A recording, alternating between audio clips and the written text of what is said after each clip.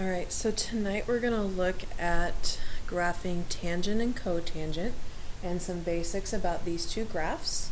And so we'll do 3 examples here and we'll do 2 more in class on Monday before we get started on the assignment to make sure we have everything situated.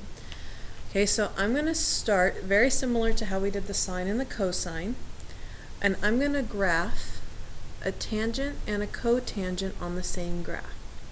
So we're going to start with just their parent graphs.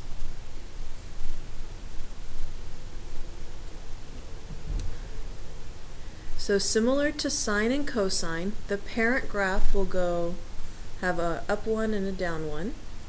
The x-axis though I'm going to wait on, because normally we have 2 pi to negative 2 pi. Or we usually just do 0 to 2 pi. With the tangent graphs, we usually, what you'll see is that we center around the origin, so we do go half negative, half positive, and you'll see why here in a moment. You can even think about when we talked about the range of a tangent graph, how we went from negative pi over 2 to pi over 2. That's going to come into play here. So what I'm going to start with is our y equals tangent to x. And do my table of values just like we did when we did sine. So I'm going to move this up just a little bit and we'll come back to the graph in a second. So our range went from pi over 2 to negative pi over 2. And you might be wondering, why those values? If we think back to our unit circle, we had some that were undefined. So tangent of pi over 2 gave us 0, but what did tangent of 0 give us? And so when we look at what tangent of 0 gives us, because it would be, actually no, tangent of pi over 2, your sine is 1, but your cosine is 0, so 1 over 0 is undefined. So pi over 2 gives us an undefined. So one of the things with tangent is we're going to have these undefineds at certain points, and that's where we're going to define our period, is between the undefined points. So we break it up a little differently because of that. So if we start at pi over 2 and we go halfway, let's see, negative pi over 4. Let me get these all written out. So if we think about like we did with sine and cosine, we have our start and our finish. That's supposed to be negative. And then halfway, and then the halfway point, and the halfway point. And remember, we think averages. So what's the middle or the average of these two? 0. What's the average between 0 and pi over 2? Pi over 4. The average between 0 and negative pi over 2? Negative pi over 4. And again, the reason we choose these two values is because that's where we have tangents undefined. Everywhere in between is defined, it's just those are our two that are undefined. So if we look at pi over 4, so tangent of pi over 4, thinking to our unit circle, tangent of pi over 4, that's 45 degrees, that has a tangent of 1. Tangent of 0 degrees, or 0 radians. Tangent there is 0 over 1, so it would be 0. Tangent of negative pi over 4, so that's negative 45, we would have a tangent of negative 1.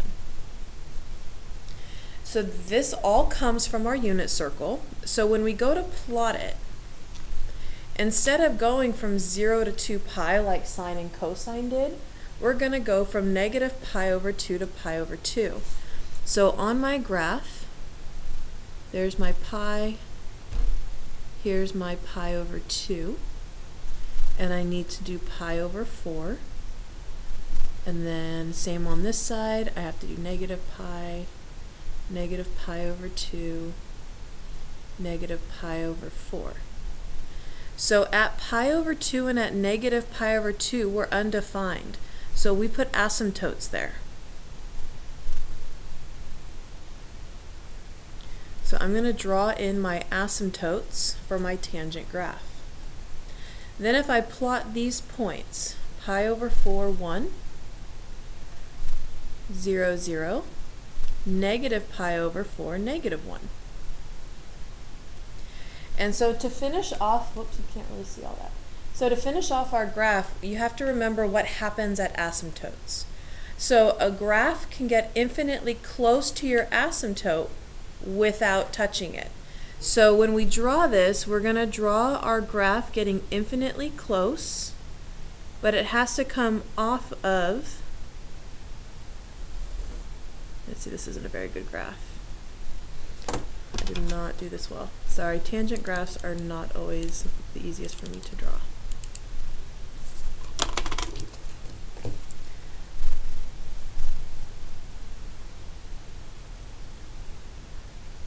So they should start to look a little S-ish.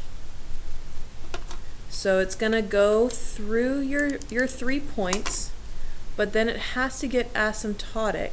That's what it means to get close to the asymptote, to your asymptotes. So it's going to have this kind of S-like shape to it, and that's going to be your parent graph.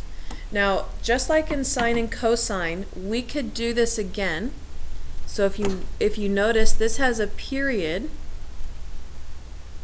of pi.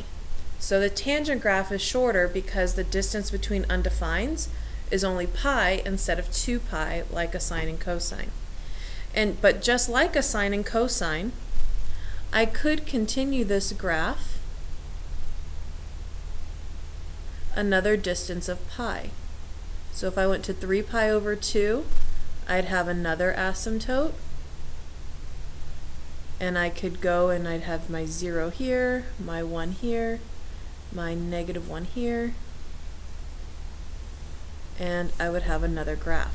So just like sine and cosine, tangent graphs go on forever with these asymptotes happening every distance of pi starting at negative pi over 2. So you can go, when you do your shifts, everything's going to be shifting the asymptotes with a tangent as well as the points. Okay, so one of the things to note that is different is that your period here is only pi instead of 2 pi. So when we make period changes, we're going to use pi over b instead of 2 pi over b, just because the parent graphs have different intervals for a period than each other. Okay, so that's all there is to a tangent graph. So next we're going to do a cotangent graph, and we're going to do it on the same graph. I'm going to do that one over here, and I'm going to do it in purple or pink or whatever color this is. So cotangent is the inverse. Okay, so we're going to think 1 over tangent x. That's what cotangent is. So when I think about 1 over x, my undefineds change a little bit. Because at tangent, we were undefined at pi over 2. So what's the reciprocal of that? So what would be 1 over undefined? That would be 0. So now when we think about what's undefined, we have to reciprocal a tangent. So how that changes our table is that we actually, if we do our reciprocals, we're going to have an undefined at 0, because we'll have 1 over 0, because think of the reciprocal of 0 is undefined. So at 0 we're going to have an undefined.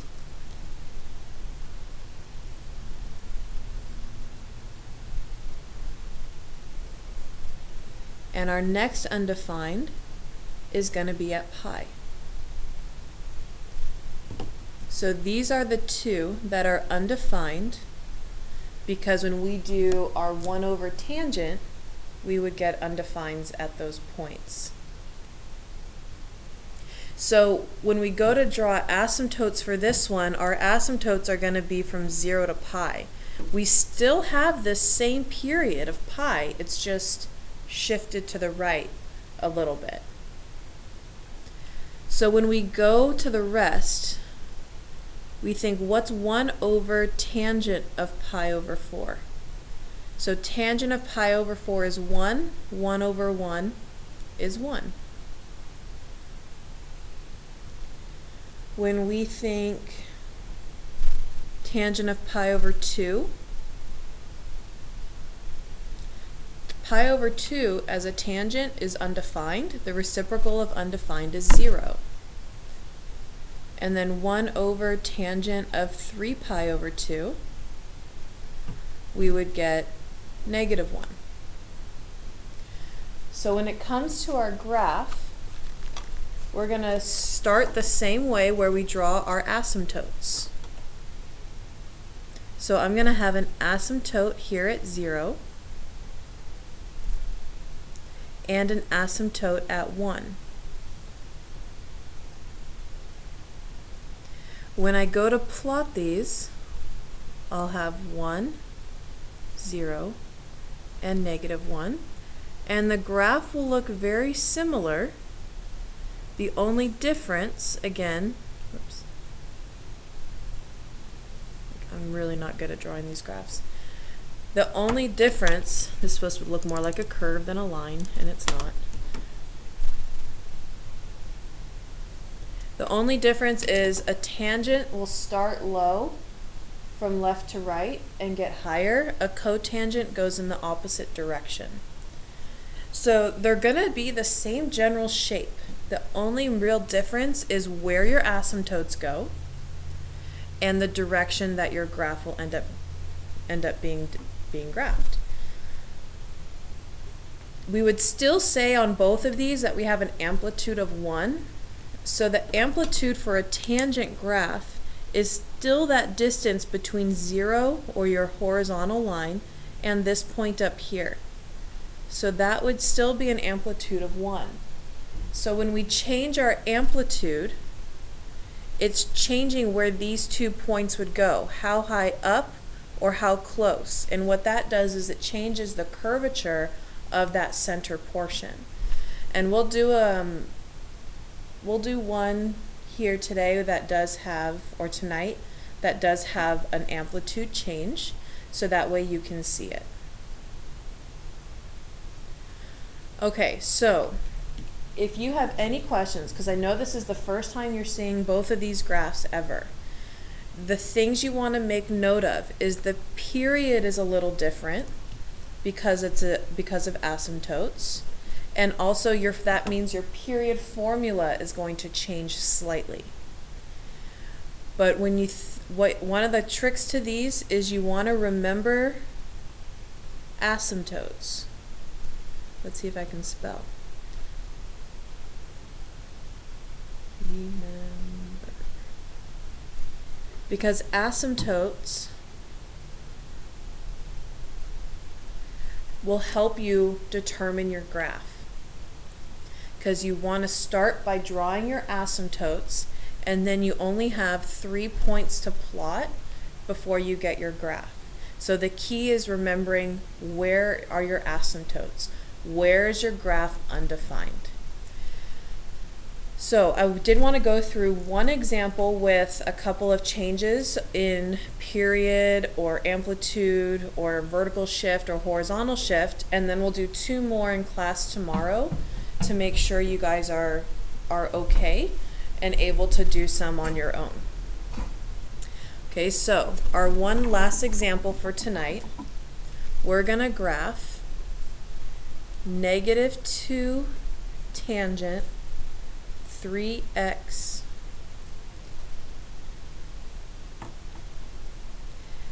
just like in our other ones. When we talk about our shifts, we consider the amplitude, vertical shift, horizontal shift, and our period change.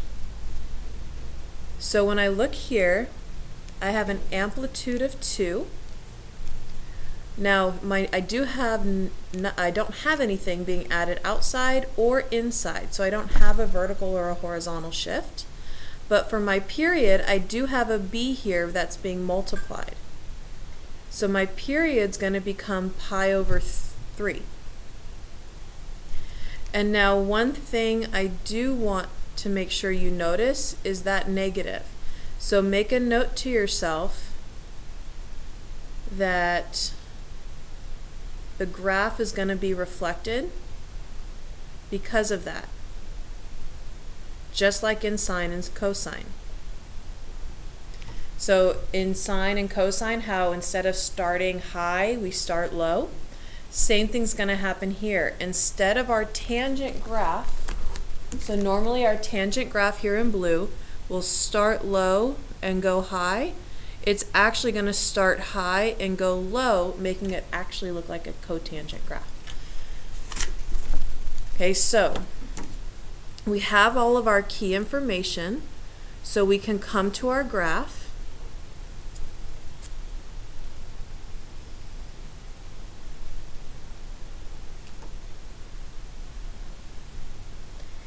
And we want to think, if we normally start at pi over 2, now we're starting somewhere a little different. So what changes a little bit in our tangent graphs is we measure from the middle. So we went half this way of our period and half this way. So if our period is shrinking, we're still going to center around 0, but instead of going pi over 2, we're going to go half the distance of our period in either direction. So starting at 0, our total distance for our period is pi over 3. So if I think of pi over 3 cut in half, so if I cut pi over 3 in half, I get pi over 6. I just multiply that by 1/2.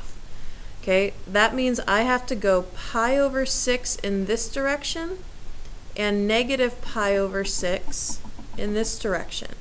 And those will be my two asymptotes for my parent graph. Because I didn't have a horizontal shift and because I didn't have a vertical shift, that's why I center around 0. Now, if we have a horizontal shift, then I would center it around whatever that shift was.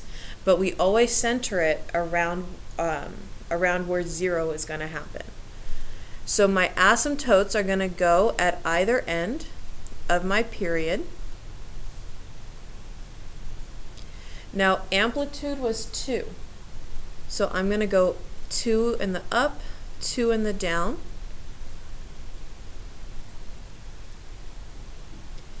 And so using the pattern of the graph, now normally I would have, actually I need to find these 2 points. So halfway between 0 and pi over 6 is pi over 12, and halfway between 0 and negative pi over 6 is negative pi over 12. So normally if there wasn't that negative, we would plot 0 here, which we actually still can, but we go up on this side. Because of the reflection or the negative, we're going to go down to negative 2, and here instead of going down, we're going to go up. Connect the dots, and you have your tangent graph. So this would be an example of one of the more basic tangent graphs with just one small change. Actually 2, but one of them was the period. So just to remember, we start at 0,